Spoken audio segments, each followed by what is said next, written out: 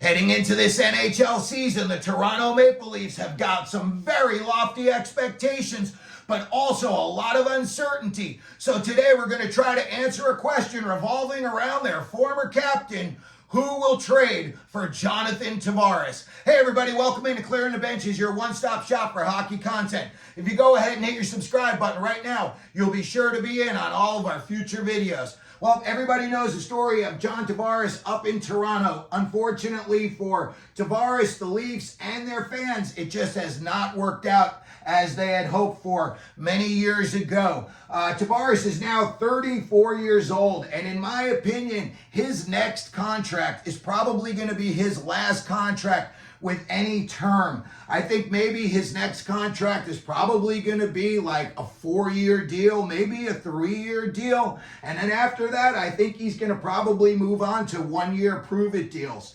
Last season, he had 65 points. It was his lowest total in the past 3 years. Prior to that, he had 76 and 80 points. He's still averaging about 71 points a year over those 3 years, so he's definitely still got offensive skills, that is for sure. And as we know, he is in the last year of an $11 million a year deal. What are the options for Tavares and the Leafs? The first thing I think of is maybe he takes a hometown discount and he stays in Toronto. Maybe he says to the Leafs, you know, what are you willing to pay me in the like $6.5 million, $7 million a year range?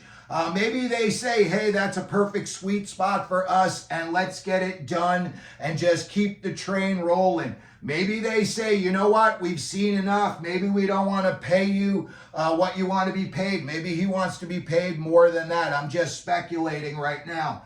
So when I see what could happen, that is definitely an option for him to stay in Toronto. But it would definitely have to be at a lesser price.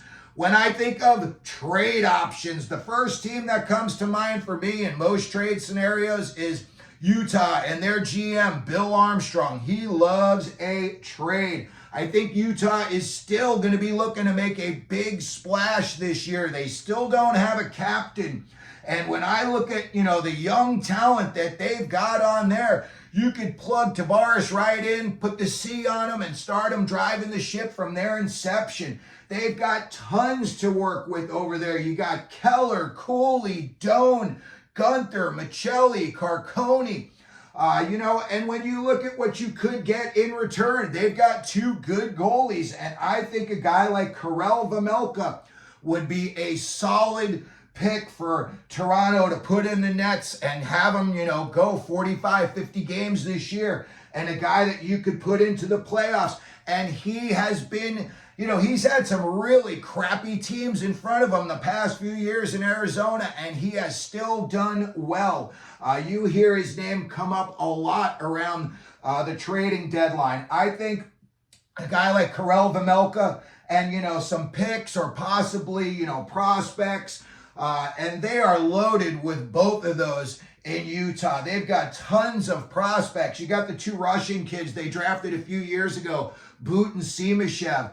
They're always loaded with draft capital as well as far as picks. So if they were to call up Utah, I think they could probably get something done where everybody would be happy. Tavares, the Leafs, and Utah. The next team on my list would be the Seattle Kraken. I think Jonathan Tavares would be a very Ron Francis type of player. Francis being the GM in Seattle. And also I think he's either 5th or 6th all-time NHL in scoring. And I think that he may see a little bit of himself when he looks at Jonathan Tavares. And I think in return, Toronto could do themselves a huge favor if they were to get Yanni Gourde back. He's a playoff type of guy. He's got the 2 cup rings from Tampa Bay. He's got that piss and vinegar style of play, sandpaper and grit.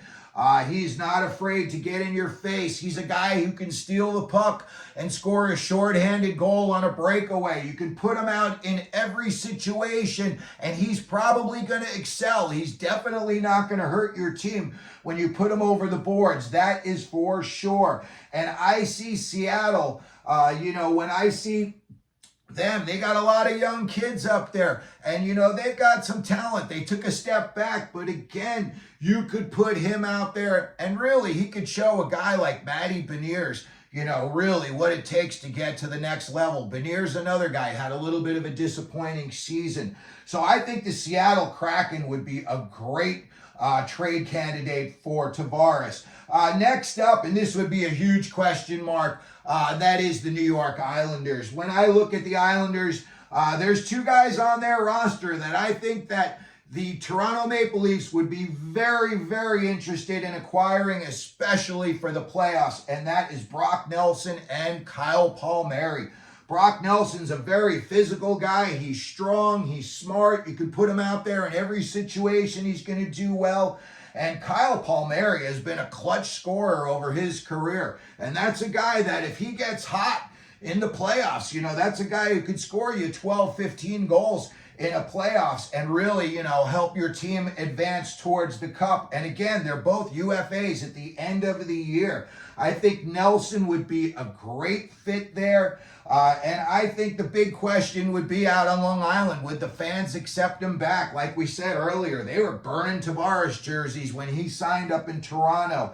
But I do think that they've still got talent down there on the island. You got Bo Horvat. You've also got Matthew Barzal. So I think that, it would be a good fit. It's not like he would be going to a team that's just starting over. And then next up, it is a team that is starting over, but I think they've got two players on their back end that Toronto would love to have. And again, especially in the playoffs. And I am talking about 34-year-old Radko Gudas and 32-year-old Cam Fowler. Just by chance, they make a combined $10 million. Tavares is making $11 million.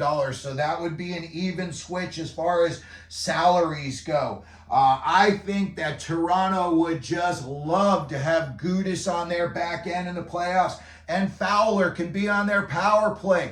He can be the quarterback. He can be the one defenseman out there with the four forwards. Fowler can kill penalties. He can do a lot. And I think with his experience, and I think with Gudas's just rough style of play, that would be just what the doctor ordered for Toronto. And the reason Tavares may say okay to a trade is you look at the kids that they've got coming up right now in Anaheim, and you got, Leo Carlson, Zegras, Troy Terry, you got McTavish, you still got Frankie Vetrano. They just got Cutter Gauthier. That's a lot to work with. And you know what? Maybe Pat Verbeek would say to him, hey, listen, let's try to work out a way that you'd be happy coming here. And again, we would have it, if they were giving up Gudas in return, now you just give Tavares the C in Anaheim, and you just have him take over from there. I don't think it would be something that Tavares would say no to right away. When you look at their roster, they got a lot of kids that I think he would be a great mentor to. And also, it would be really good for his legacy if you could get that team back into the playoffs and possibly make some kind of a playoff push.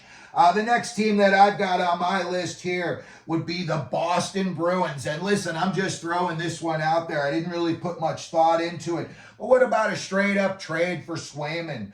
Maybe Toronto has to throw in a pick or a prospect, because Tavares is a little bit older. You're getting a guy who would be 9 years older than the player in return. But you know what? That would be a good deal. Toronto would be more than happy with Swayman.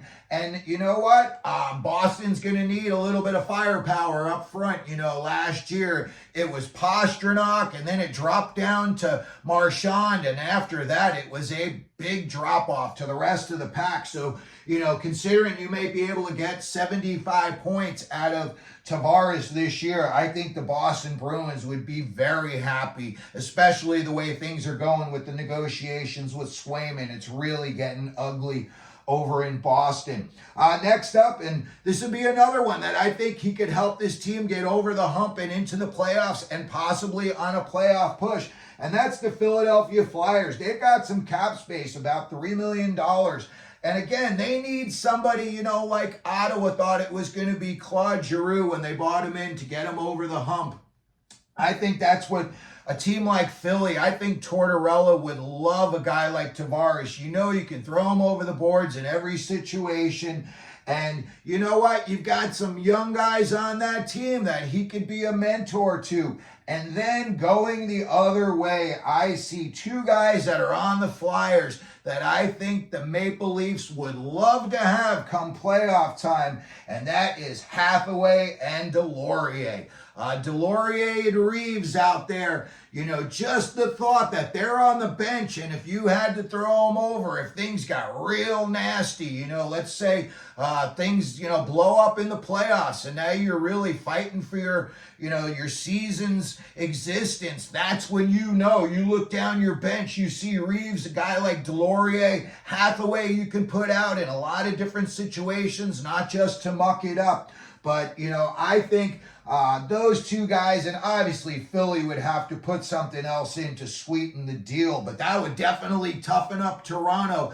And I think that's something that they could use all year long. You don't want to just put it all on Reeves' shoulders. What happens if Reeves gets hurt? He ain't no spring chicken. He's in his 30s. So I think if you bought, those two guys in, guys that are just nasty, and I think that they would really do well in that lineup in Toronto. And then I look at another team, and, Barry Trotz down in Nashville, always swinging for the fences, and he loves to make big deals.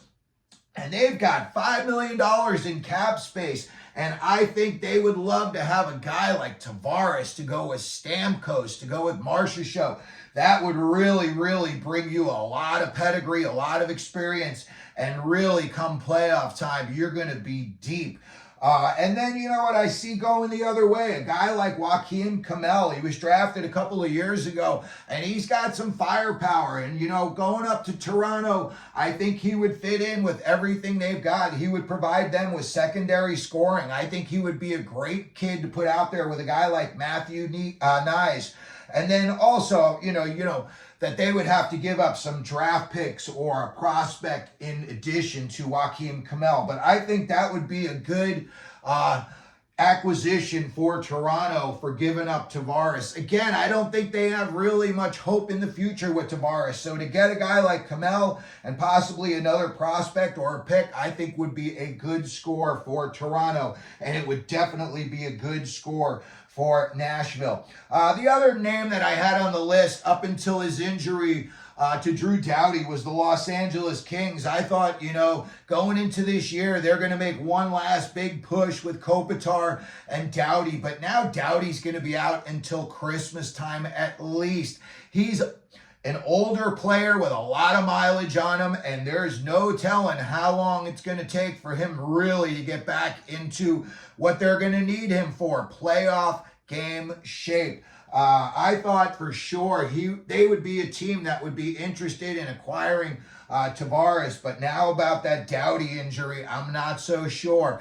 Maybe they're going to look and see where they're at around Thanksgiving, maybe a little after that, leading up until Christmas. And if the Kings are out of it, maybe, they're saying, hey, we've got some other kids on this team that could help you as well. They've also got guys like Trevor Moore. You got Kaliev. Kaliev just never blossomed into the player that they hope for in LA. But again, if you put him on a team with all kinds of crazy, high-skilled offensive players, a guy like Kaliev could turn into a 30-goal scorer.